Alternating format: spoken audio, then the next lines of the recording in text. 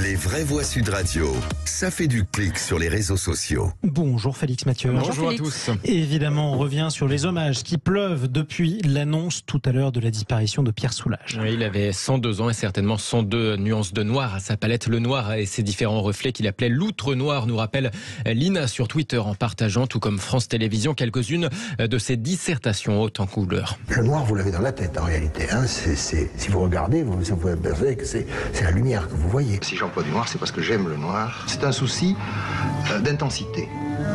D'intensité sur le plan plastique, mais aussi sur l'arrière-plan, qui est finalement la qualité poétique que l'on peut tirer de certains contrastes, de certaines oppositions, ou de certains passages. Quand on se déplace devant la toile, alternativement, le même point est blanc ou noir. Enfin, pas forcément blanc, ça dépend, de la lumière qu'on projette dessus. De A7 devant la mer, la toile est souvent très bleue. Une disparition qui prend une dimension toute particulière à A7, on l'entendait, mais aussi à Rodez, en Aveyron, le maître de l'outre noir avait établi son musée.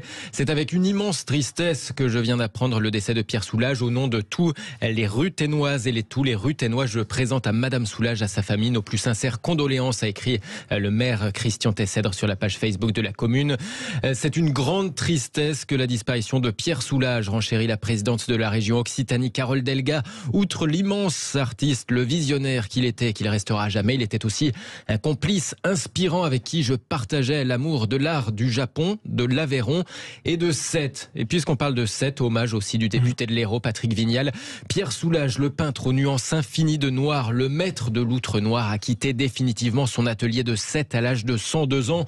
Rodez, sa ville de naissance, son musée. Sète, le monde de l'art porte le deuil.